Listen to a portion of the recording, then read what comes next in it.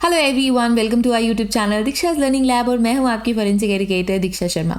आज की वीडियो में हम बहुत ही इंपॉर्टेंट नोटिफिकेशन डिस्कस करने वाले हैं जो कि आप स्क्रीन पे देख रहे हैं। और ये वीडियो उन सभी स्टूडेंट्स के लिए बहुत ज़्यादा इंपॉर्टेंट है जो कि 2025 में पीएचडी में एडमिशन लेना चाह रहे हैं। ठीक है, और ये जो इंस्टीट्यूट है इंडिया की बहुत ही ज़्यादा प्रेस्टिजियस इंस्टीट्यूट है जिसमें आप पीएचडी कर सकते हैं। गवर्नमेंट इंस्टीट्यूट है, ठीक है, जिसका नाम है centre of DNA fingerprinting and diagnostics. ठीक है, जिसे शॉर्ट में हम CDFD कहते हैं। ठीक है, ये जो CDFD है ये हैदराबाद में सिचुएटेड है और किसके अंदर आती है? ये research institute biotechnology research and innovation council, जिसे हम कहते हैं BRIC, इसके अंदर आती है। Department of biotechnology, ministry of science and technology, government of India. ठीक है, मैंने जैसे कि बताया कि गवर्नमेंट इंस्टीट्यूट है, बहुत ही प्रेस्टिजियस इंस्टीट्यूट है। अगर आप इंटरेस्टेड हैं स्पेशली फॉरेंसिक बायोलॉजी में, अगर आपने स्पेशलाइजेशन किया है या आपको इंटरेस्ट है फॉरेंसिक बायोलॉजी में, डीएनए फिंगरप्रिंटिंग में, तो आप इसके लिए अप्लाई कर सकते हैं। अभी रिसर्च थीम्स कौन कौन सी है? सेल एंड मॉलिक्यूलर बायोलॉजी, ठीक है, computational biology, disease biology, genetics, molecular microbiology and immunology. ये सारे कुछ इंपॉर्टेंट करंट रिसर्च थीम्स हैं। बट अगर आपके पास और इन सारे स्पेशलाइज्ड रिसर्च थीम्स के साथ इनकॉर्पोरेट करने के टॉपिक्स हैं which is specially related with forensics, तो आप वो भी इनकॉर्पोरेट कर सकते हो। जब आप अपनी पीएचडी के लिए अप्लाई करोगे, जब आपका इंटरव्यू होगा, तो आपसे क्वेश्चन ज़रूर पूछे जाएंगे related to your PhD work. क्या आप इस पे पीएचडी क्यों करना चाहते हो, क्या आपका पॉइंट है, क्या आपका विजन है, क्या आपका मिशन है, एक्सेट्रा। ठीक है, now this institute is inviting applications from highly motivated candidates. देखो, अगर आप बहुत ज़्यादा इंटरेस्टेड हो और अपनी जी जान लगा कि पीएचडी करना चाहते हो तो ही यहाँ पे अप्लाई करना, क्योंकि आपका मोटिवेटेड रहना बहुत ही ज़्यादा ज़रूरी है ना। PhD admissions are beginning from February March 2025, तो आपको टाइमलाइन भी बता दिया गया है। Now keeping in view of this interdisciplinary nature of modern biology, we specially encourage persons from diverse background. देखो, डाइवर्स बैकग्राउंड के जो एप्लीकेशंस होंगे उनको पहले प्रेफरेंस मिलेगी। इसी वजह से मैं कह रही हूँ कि ये जो रिसर्च थीम्स है, ये जो रिसर्च थीम्स है, अगर आप उनको किसी भी स्पेशल फॉरेंसिक के एरिया से इनकॉर्पोरेट, अगर फॉरेंसिक आप इनकॉर्पोरेट करते हो या फिर इसे अटैच करते हो with some special themes of forensics, तो बहुत ज़्यादा अच्छा रहेगा आपकी पीएचडी के लिए। These applications are admitted. Now these people will get the admission and PhD scholars would be encouraged to register under the PhD programs of Regional Center of Biotechnology. This selection of PhD 2025 shall be based on interview which is conducted through online and in-person mode. Okay, now eligibility criteria देख लेते हैं। सारी important चीज़ें eligibility criteria में बताई हुई हैं। अगर आप मास्टर्स डिग्री होल्ड करते हैं, ठीक है, किसी भी ब्रांच में, साइंस के किसी भी ब्रांच से अगर आपने एमएससी करी है, जिसे हम एमएससी कहते हैं, मास्टर ऑफ साइंस या मास्टर्स की डिग्री है आपकी, तो आप एलिजिबल हैं। टेक्नोलॉजी में किसी एमएससी करी है तो आप एलिजिबल हैं। एग्रीकल्चर में एमएससी करी है तो आप एलिजिबल हैं। अगर आपने एमबीबीएस किया हुआ है किसी भी रिकॉग्नाइज्ड यूनिवर्सिटी इंस्टीट्यूट से तो आप एलिजिबल हैं। तो ये तो पहला पॉइंट हुआ एलिजिबिलिटी का। ठीक है, नेक्स्ट पॉइंट क्या है? Qualified for junior research fellowship. अगर आपके पास CSIR, UGC, DBT, ICMR कोई भी फेलोशिप अगर आपने क्लियर करी है, या फिर UGC, NG, RG, NF अगर आपके पास है, या इस तरीके की कोई सिमिलर फेलोशिप है, तो आप अपनी फेलोशिप इनरोल करने के बाद अवेल कर सकते हैं। ठीक है, to valid fellowship is an absolute requirement for pursuing PhD at CDFD। आपके पास एक फेलोशिप होनी ही चाहिए अगर आप पीएचडी करना चाहते हो CDFD में, मतलब centre of DNA fingerprinting and diagnostics में। ठीक है, सबसे पहला पॉइंट इसमें भी ये है कि कौन कौन से कैंडिडेट्स एलिजिबल रहेंगे।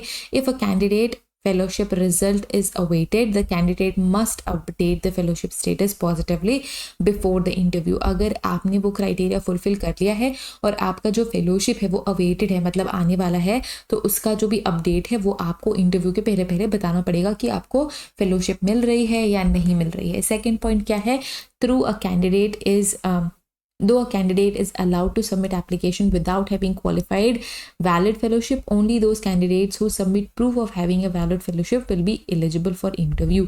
वो सारे के सारे स्टूडेंट्स जो कि ये बताएंगे कि हाँ भाई हमारे पास एक वैलिड प्रूफ है, फेलोशिप हमको मिल रहा है, अगर उन्होंने वैलिड प्रूफ दिया तभी ही वो इंटरव्यू के लिए एलिजिबल होंगे. ठीक है, नेक्स्ट हम देख लेते हैं सिलेक्शन प्रोसीजर क्या है. सो पहला राउंड होगा interview for the first round via video conference. तो सबसे पहले आपका ऑनलाइन क्या होगा, इंटरव्यू होगा वाया वीडियो कॉन्फ्रेंस, और वो स्केड्यूल करा जाएगा around 3rd week of December 2024 दिसंबर 3rd वीक के अराउंड आपकी ऑनलाइन वीडियो कॉन्फ्रेंसिंग के थ्रू इंटरव्यू लिया जाएगा. सेकेंड इंटरव्यू इन पर्सन होगा, मतलब आपको 1-on-1 पर्सनल इंटरव्यू फेस करना है जनवरी 2025 के अराउंड.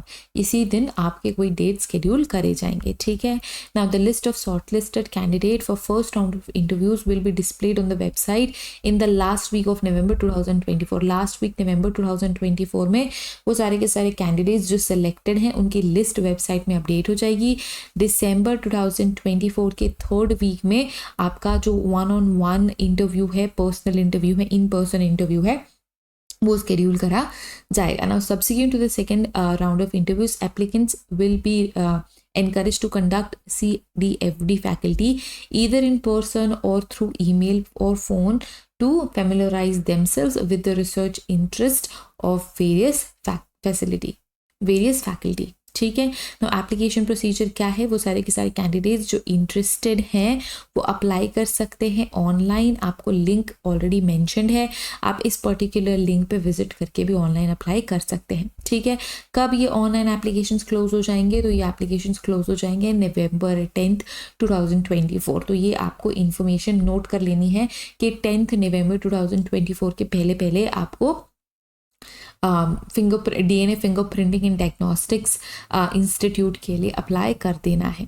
ठीक है ना, कुछ इंपॉर्टेंट नोट्स हैं, जैसे ये research scholar program is fully residential program. आपको कैंपस में रहना पड़ेगा और अपनी PhD परस्यू करनी पड़ेगी. ठीक है, more fulfilment of the minimum requirements which is stipulated in the notification will not automatically entitle a candidate for selection. ठीक है, the decision of CDFD in this regard shall be final. Candidates engaging and canvassing in any form or bringing any influence, political otherwise, will be treated as disqualification. देखो, आपका जो selection है ना, वो selection committee ही decide करेगी. अगर आपकी कोई पहुंच है, अगर आपके कोई फैमिली मेम्बर्स ऐसे इंडिविजुअल्स हैं जो कि बहुत ज़्यादा फेमस हैं या फिर कोई इंपॉर्टेंट पोजीशन होल्ड करते हैं, जैसे कि IAS एक्सेट्रा, तो उनके इन्फ्लुएंस से, अगर आप सोचो कि उनके इन्फ्लुएंस से हमें एडमिशन मिल जाएगा, तो ऐसा बिल्कुल भी नहीं, आपको डिस्क्वालीफाई कर दिया जाएगा.